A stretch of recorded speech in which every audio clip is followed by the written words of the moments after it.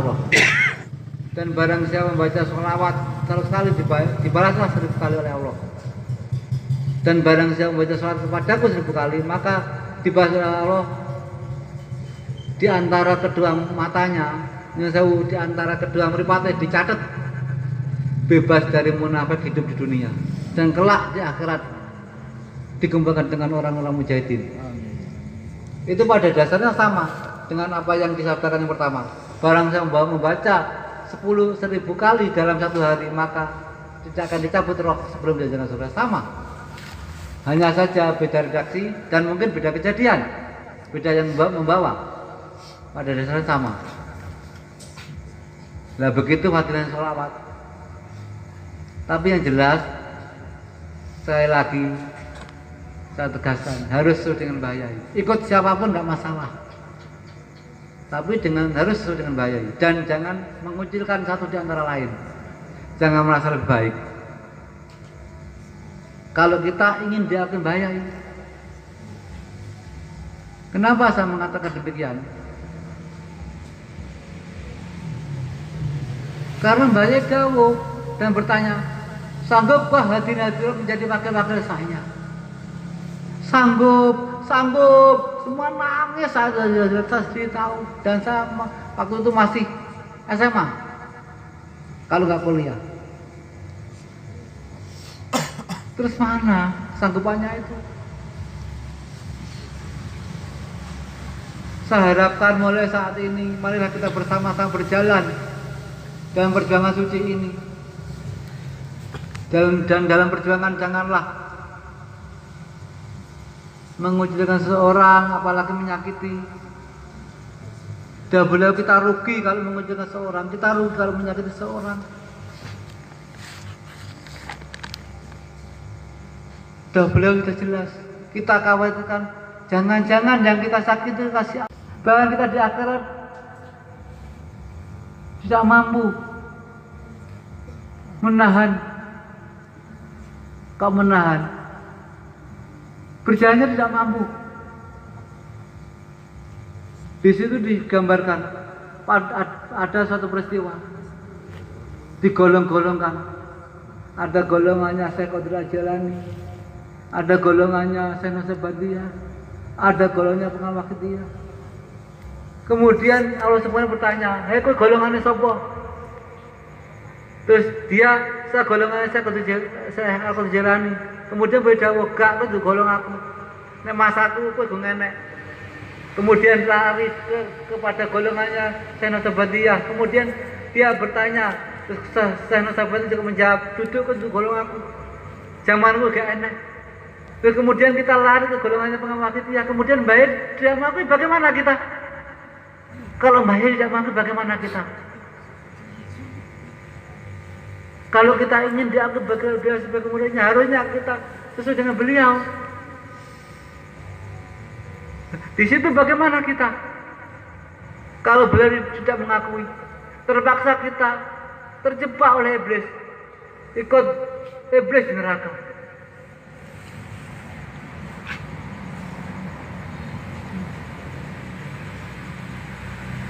Dan dalam perjuangan suci tidak ada menuduh, tidak ada menunjukkan seseorang, tidak ada. Kata Allah, barang siapa memakai salah satu jubahku akan aku lempar ke neraka jahanam.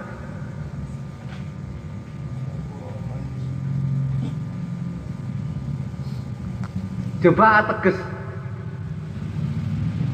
Hak Allah Subhanahu wa taala yang hanya boleh dimiliki Allah Subhanahu wa taala. Suatu contoh, tidak ikuti tidak sah, tidak ikuti tidak ada pengamal. Maaf, yang dimaksud itu.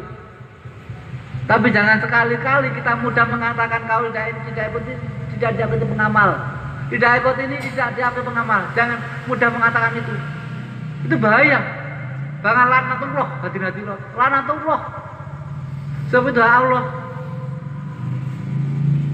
Dan kami mengharapkan pengamal sesuai dengan bahaya ini.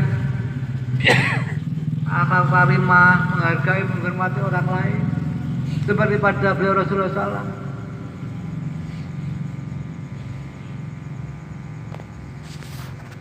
Hadirin hadirat yang kami hormati. Terus beliau itu menciptakan sesuatu di mana ciptaannya itu kita anggap, kita yakini bersama sebagai kendaraan menuju akhirat.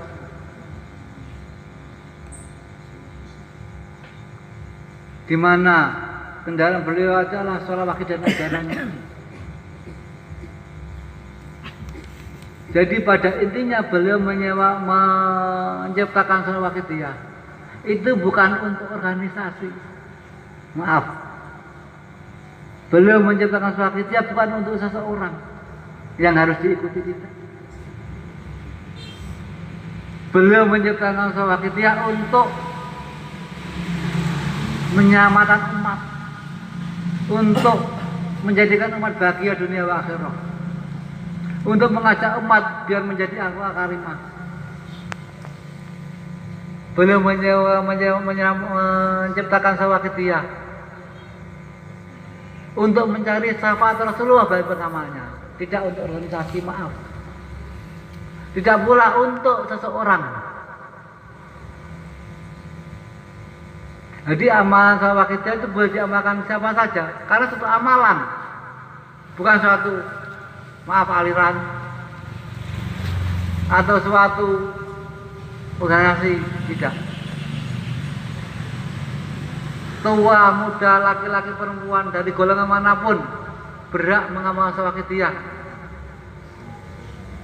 demi mencapai kebahagiaan di akhirah. Hadirin yang kami hormati.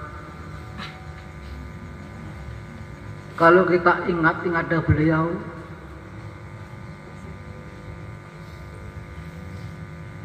yang paling jelas jangan dianggap sepi. Siksa neraka itu berat dari hati. Kalau kita mendengar siksa kubur pun kita langsung mati dadak, ada beliau itu.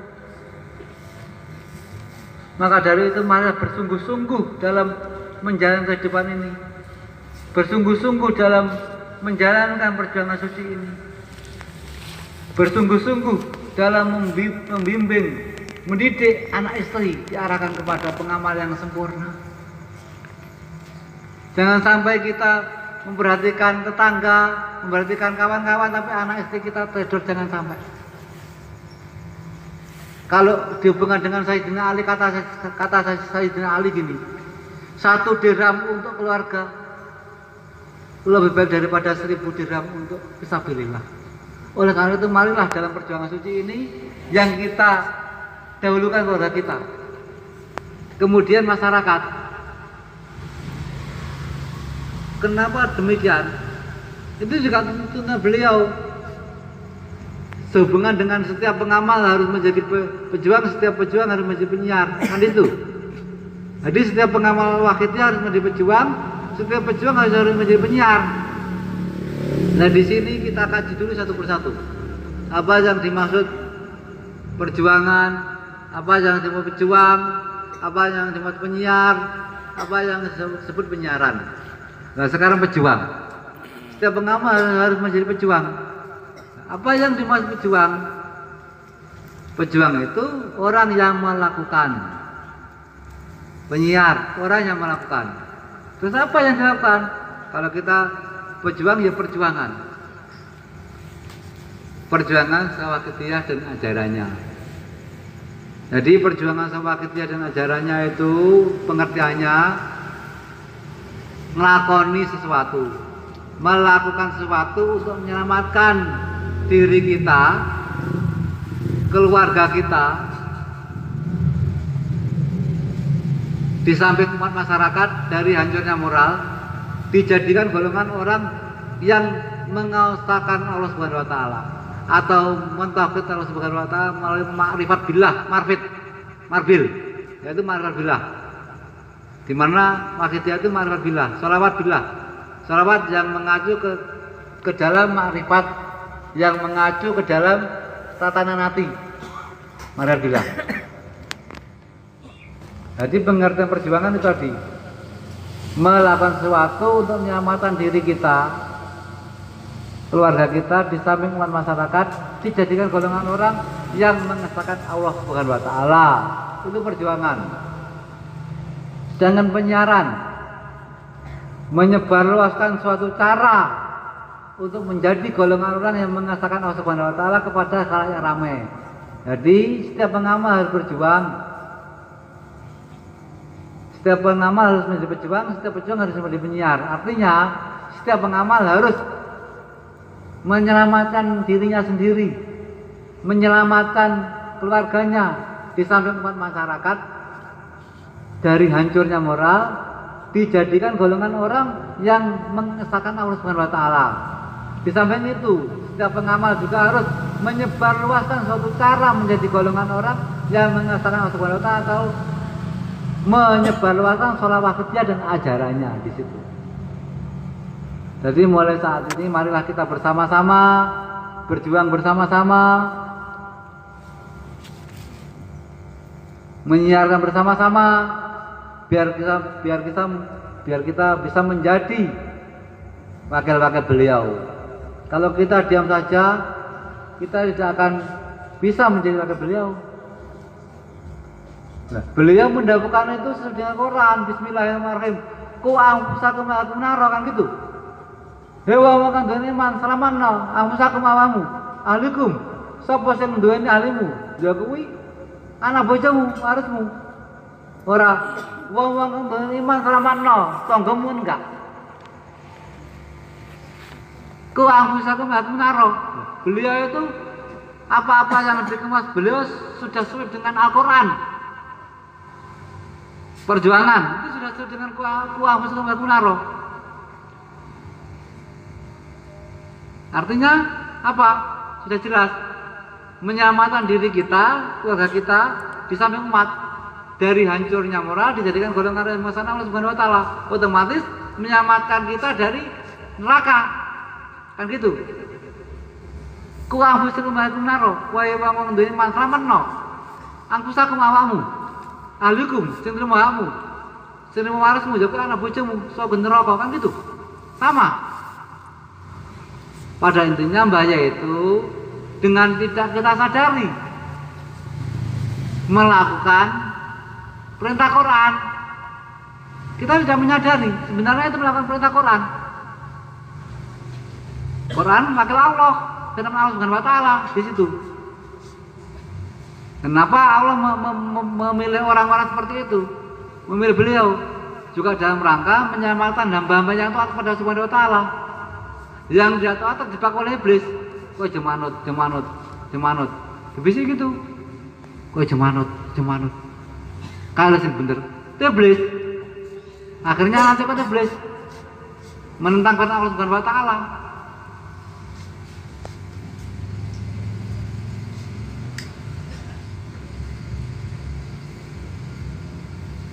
Di samping itu beliau juga mendahulukan intinya dalam perjuangan pengamal Sawakitiyah, perjuangan Sawakit dan ajarannya itu harus adil antara istri dan amal Sawakitiyah. Kebetulan itu mangkotir Allah Subhanahu wa taala. Saat itu saya juga di situ. Itu entah kebetulan atau memang kehendak Allah Subhanahu wa taala. Saya juga di situ. Nah, pada waktu itu ada tamu seorang kiai dari Jawa Tengah, dari Semarang. Itu kiai besar. Maaf sekali lagi, saya mohon maaf. Itu entah kebetulan atau memang kehendak Allah Subhanahu wa taala, saya di situ. Nah, tamu itu saya kepada beliau, nyuwun sewu Romoyo Masjid, saya sudah mengamalkan 40 hari. Nggih. Terus samangken garwa panjenengan kalih nggih. Maksudnya pripun ya Rama Yai? Kalih nggih setunggal garwa panjenengan niku amal Sawakitiyah.